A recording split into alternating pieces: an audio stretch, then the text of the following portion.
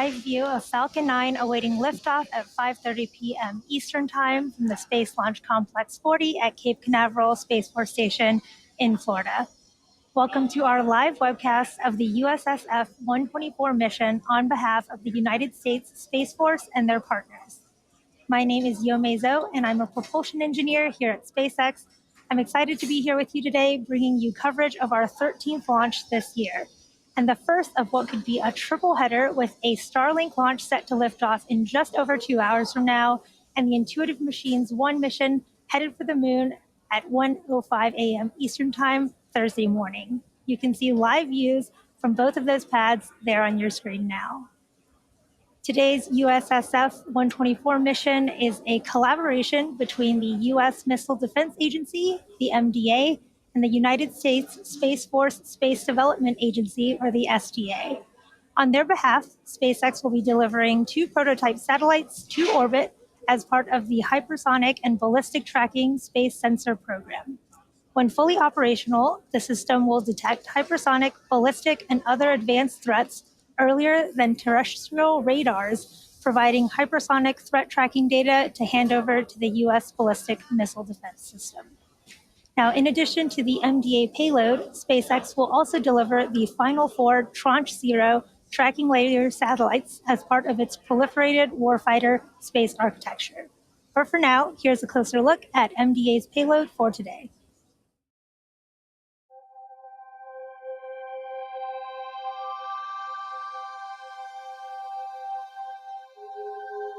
In the fall of 2009, a Delta II rocket launched off Florida's east coast carrying 2 Missile Defense Agency Space Tracking and Surveillance System, or STSS, demonstration satellites. Designed to last 4 years, the STSS satellites operated for over 12 years, demonstrating birth-to-death ballistic missile tracking and missile defense system fire control quality data as a testbed to study new ways to improve ballistic missile tracking from space. Today, STSS data informs the development of future missile defense sensor capabilities, such as those on board the Hypersonic and Ballistic Tracking Space Sensor, or HBTSS. How do ballistic missiles differ from hypersonic missile threats? Ballistic missiles fly a predictable path and spend most of the time in space. Hypersonic glide vehicles, or HGVs, which can fly in excess of 3,800 miles per hour, can change direction and altitude and vary their speed in flight within the atmosphere, posing a severe challenge to today's missile defense system. Powerful radars on Earth can view in-flight objects only as far as the horizon allows, and only within specific corridors. A global constellation of HBTSS tracking satellites will ensure continuous access to missile threats from launch to re-entry, while providing fire control tracking to the missile defense system. Since tracking satellites offer a global presence and persistence, they can augment Earth-based radars and fill viewing gaps to provide coverage from missile launch to termination of flight. The 2 HBTSS prototype space vehicles will work in tandem with radars based on land and at sea, and recently deployed Space Force tracking satellites to demonstrate and study how they can track hypersonic threats and provide targeting data for intercept. This demonstration will inform the future Proliferated Warfighter Space Architecture, PWSA, for the Missile Warning, Tracking, Defense mission. Following these successful demonstrations, HBTSS will be part of a critical constellation of space sensors proliferated and operated by the Space Force. It will provide increased capability to track, target, and intercept hypersonic threats. As missile threats evolve, the Missile Defense Agency will continue leading efforts to improve the nation's defense capabilities. Here at just under T-minus 12 minutes, the payload is healthy and all systems are a go for an on-time liftoff this evening. Weather and range are also green for today's T0. For now, let's take a closer look at the rocket on your screen. Now, Falcon 9 is a 2-stage rocket and the first orbital class rocket capable of reflight. Since first taking flight in 2010, our Falcon 9 rocket has made 296 flights and delivered all sorts of payloads to orbit. The first stage, which is the tallest portion of the vehicle, provides 1.7 million pounds of thrust thanks to its 9 Merlin M1D engines. Today is the 7th flight of the booster you see currently on the pad, and this Falcon 9 was first launched almost 1 year ago in March of 2023 on the Crew 6 mission for NASA. This will be the 8th National Security Space Launch, or NSSL, of a SpaceX Falcon 9 since December of 2018, and the second NSSL launch under the Phase 2 contract awarded by Space Systems Command in 2020. Now, the 9 engines you see on the Falcon 9 are shown on the screen there, and the Falcon 9 is actually named after the Millennium Falcon from Star Wars, and that number 9 is for the 9 Merlin engines that you see on the screen of the first stage. But there are actually 10 engines on the rocket as a whole. The second stage has a slightly modified engine on it called the Merlin Vacuum, or MVAC engine. Now, this engine has a larger diameter nozzle, which allows the second stage to be better adapted to perform in the vacuum of space. The first stage gets us out of the Earth's atmosphere and into space, while the second stage takes the payload to its targeted drop-off orbit. Now, the large barrel structure with the pointed nose at the top of the second stage is the payload fairing, and it's composed of 2 halves made of carbon composite material that come together to protect the payload until we're in the vacuum of space. Now, here at T-minus 9 minutes and 38 seconds, the SpaceX team continues to count down towards our 13th launch this year. All systems are a go. And before we began the webcast, the SpaceX launch director pulled the members of the launch team and got a go for propellant loading and launch. So we are currently already loading propellant on the Falcon 9 first stage booster, as well as the second stage. The payloads continue to be healthy, and Falcon 9 team is tracking no issues on the rocket. Currently, the weather is green, and the range is ready to support a T0 at 5:30 p.m. Eastern Time. Today, we have a greater than 95% probability of launch based on weather, but if for some reason we don't launch today, we do have a backup opportunity tomorrow at the same time. Now, if you are just joining us, today's mission is a collaboration between Space Systems Command, or the SSC, the U.S. Missile Defense Agency, and the U.S. Space Force's Space Development Agency. As part of this mission, SpaceX is delivering 2 prototype satellites to orbit as part of MDA's Hypersonic and Ballistic Tracking Space Sensor Program, in addition to the final 4 SDA Tranche 0 tracking layer satellites as part of its proliferated warfighter space architecture. Now, the SSC is the U.S. Space Force's field command responsible for acquiring and delivering resilient capabilities and groundbreaking technologies to protect our nation's strategic advantage in and from space. For more on the SSC, let's take a listen.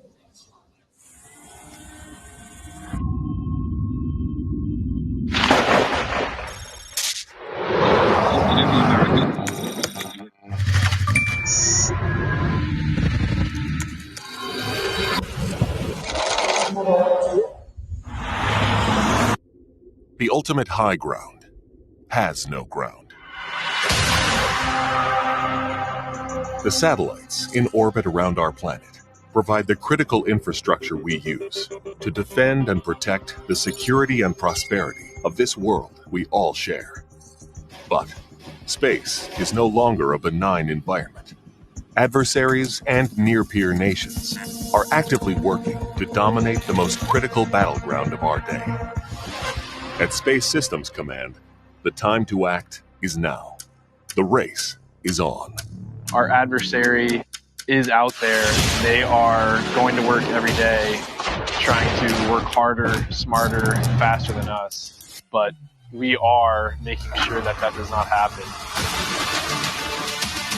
The Guardians, airmen, and partners of Space Systems Command are working with unstoppable urgency to innovate and act now, delivering solutions to emerging threats, creating resilient space architectures we can all rely on, especially during times of crisis and conflict. The fight could happen tonight, it could happen tomorrow, it could happen in a couple of years, but we need to start innovating now, and that's exactly what we're doing. For Space Systems Command, working faster means breaking from the status quo. exploiting existing space architectures and capabilities in creative new ways, working with commercial industry, innovators and tech startups, and allied nations to exploit, buy, and build, to deliver better, faster, and more affordably. We are advancing the space architecture that we have up there right now, making sure that it's optimal, making sure that we get new space architecture set up, prototyping, experiments to ensure that we can outpace the enemy tomorrow. To maintain our lead in space, Space Systems Command has embraced a new culture, empowering its people to race forward, speak up, and connect with industry in unprecedented new ways. Our people are agile. They continue our partnerships. They are working collaboratively day after day in order to contribute to the big warfighter purpose. Space is a team sport. We have to work together to provide integrated, resilient capability and speed in order to fight through any contingency crisis. Space Systems Command is moving fast to maintain U.S. superiority in space, running a marathon of sprints, thinking differently, acting boldly, empowering at every level to make space work for us all. At Space Systems Command, space starts here. Here at T-minus 4 minutes and 40 seconds, all systems are currently a go for an on-time liftoff. Up next, the truss structure next to the vehicle, known as the strongback, will start to retract. Strongback retract has started. There, you heard that call out for strongback retraction. Now you'll slowly see the clamp arms just below the fairing begin to open. And once the clamp arms are fully open, the strongback will begin to recline. And shortly after that, the strongback will fully recline in preparation for launch. Stage 1 RP load complete. There you heard the call out. The stage 1 propellant loading is complete, and we are still loading stage 2. Again, the vehicle is nearly fully loaded with propellant and will complete in a couple minutes here at the T-minus 2 minute mark. The range is green and ready to support. Weather is looking great with more than a 95% chance of a go. You can see the clear skies on your screen. And if for some reason we do not launch today, we do have a backup opportunity tomorrow at the same time. Now, additionally, it's worth noting that at the request of our customer, we will not be showing views of the payload. So we will be ending the webcast just after the Falcon 9 booster makes its way back down to land around the T+8 minute mark into flight. And we finished the stage 1 RP1 load, should be getting the LOX load call out here shortly.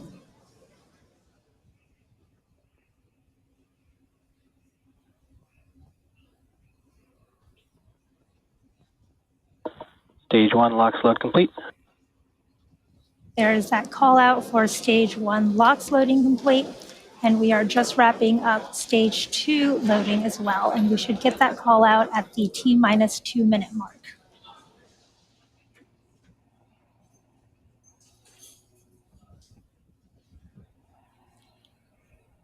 Again, you are looking at live views from Falcon 9 on Launch Pad 40 in Cape Canaveral, preparing for our USSF-124 mission.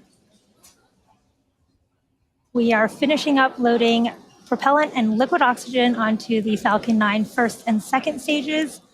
We should be wrapping up. Stage 2 LOX load complete. There it is. That is the call out. We have finished loading propellant and liquid oxygen onto our Falcon 9. We're under 2 minutes to launch here. And again, you can see the condensation of that really cold liquid oxygen condensing with the humid air of Florida, and that venting that you see on the side is normal and expected. That is from the transporter erector liquid oxygen line. Now the next milestone will be at T-minus 1 minute, where the Falcon 9 internal flight computers will take over the count. Shortly afterwards, the launch director will give the go for launch, and Falcon 9 will be ready for launch.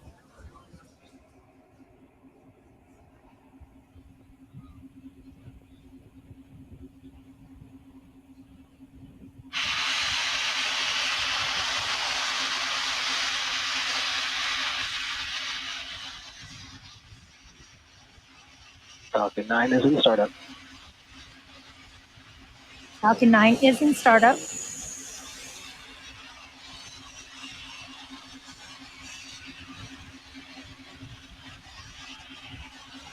This is the mission director. Go for launch. There is that final mission director go. All systems are go for a launch of Falcon 9 and USSF-124. T minus 30 seconds.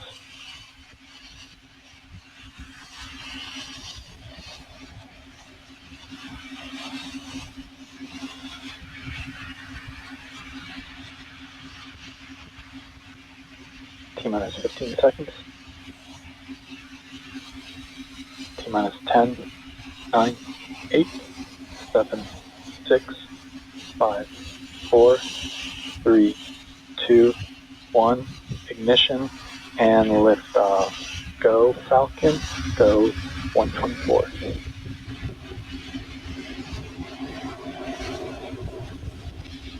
Vehicles pitching downrange. M1D chamber pressure nominal.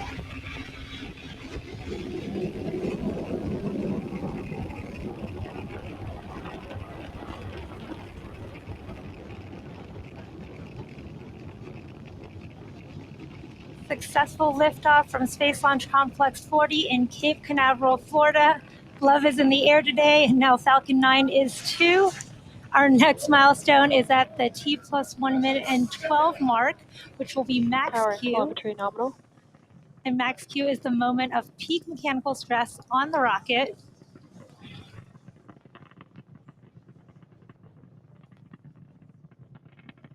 Great views of Falcon 9 there. Mach 1. We're coming up on max Q in just a few seconds.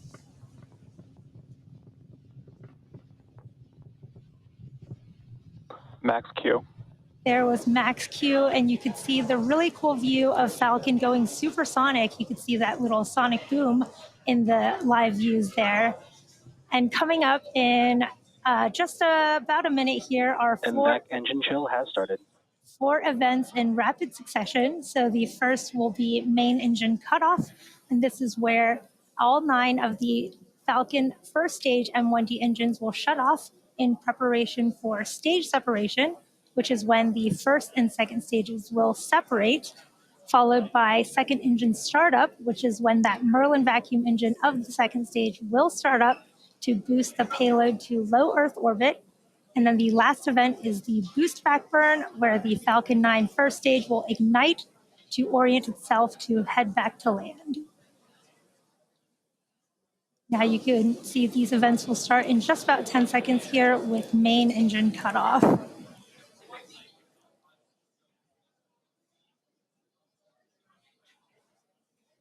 Main engine cutoff. Stage separation confirmed. And back startup. Stage 1 boost back startup. There you saw and heard the confirmation of a successful main engine cutoff, stage separation, second engine start, and boost back burn start. You can see great views from the Falcon first stage. The grid fins will be deploying here shortly. And coming up is fairing deployment as well. And as a reminder, we won't see any live views from the second stage today, so we won't see the fairings deploy, but we will get confirmation of their deployment.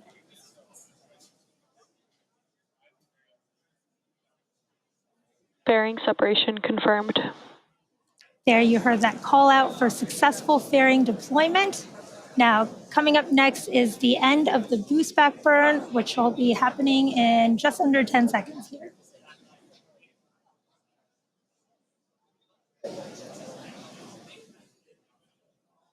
Stage 1 boost back shutdown. There you heard that confirmation of the shutdown of the boost back burn. That is a good burn of the first stage. Again, you are watching a live webcast for USSF-124, a collaboration. Vehicles are on nominal trajectories.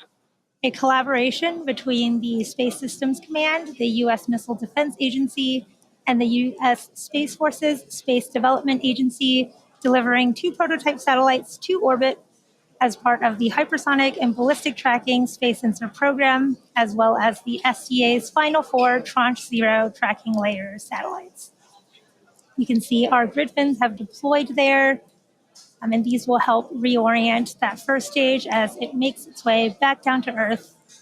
And you can see those puffs of gas, they're coming from the attitude control system, and that is nitrogen gas that is coming out. Now today we will be attempting to recover the Falcon 9 first stage back at landing zone 2. And in just a couple minutes, the booster will execute an entry burn followed by a landing burn. Now both of these burns are meant to slow the booster down rapidly before landing. And if we do have a successful landing today, it will mark the 272nd landing of an orbital class rocket.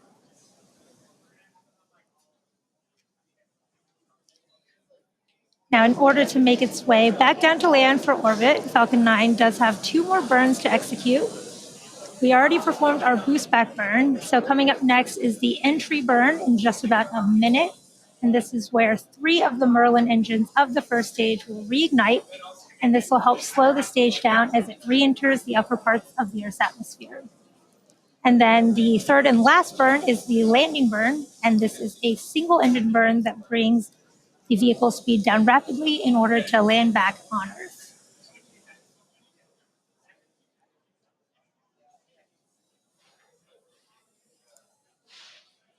You can see those nitrogen cold gas thrusters of our attitude control system along with our grid fins. Now those are hypersonic grid fins, and there's 4 of them around the top of the Falcon first stage.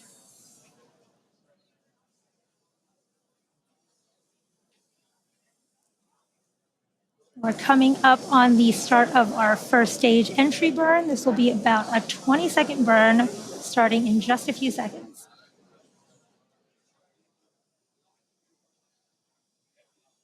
Stage 1 entry burn. There is the start of our stage 1 entry burn.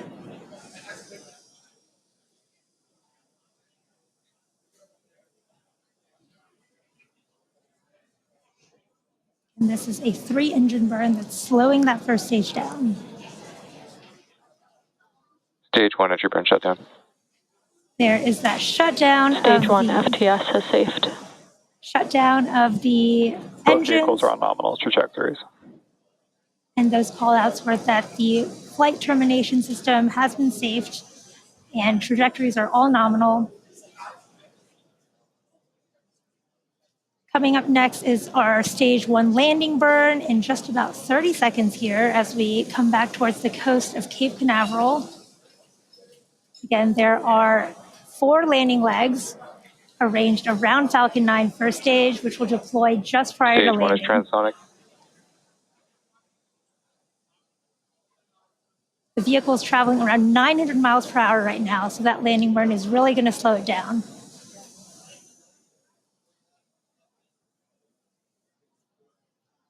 Stage 1 landing burn. There is the start of that stage 1 landing burn. Stage 2 is in terminal guidance. Super cool views of landing zone 2 approaching quick.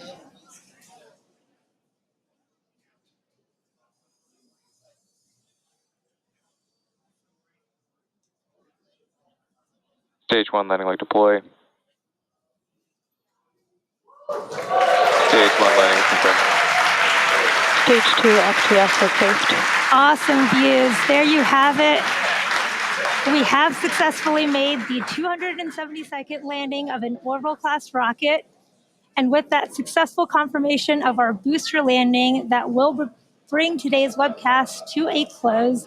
We'd like to give a heartfelt thank you to the United States Space Force for entrusting us with today's mission. And before you go, as many of you know, February is Black History Month. Since 1976, the United States has designated this month of February as a time to recognize and celebrate the critical roles that Black Americans had and continue to have in shaping our history. Diversity in backgrounds, mindsets, and perspectives is critical to making humanity multiplanetary, and this month we honor the achievements and contributions made by Black Americans throughout history. And every day we strive for a work environment that allows all employees to do their best work. So thank you for your interest in SpaceX and for tuning in. Again, today we are attempting 3 launches in within roughly 8 hours from 3 different launch pads across the country. So if you're interested in more launch coverage, be sure to check out spacex.com/launches and stay tuned for the upcoming Starlink launch here from Vandenberg, California in just under 2 hours. You can see the launch pad on the left of your screen, as well as the Intuitive Machines 1 mission planned for 1:05 a.m. Eastern Time at Launch Complex 39A at Kennedy Space Center that you'll see on the right of your screen there. Thanks again for tuning in, and we hope to see you soon.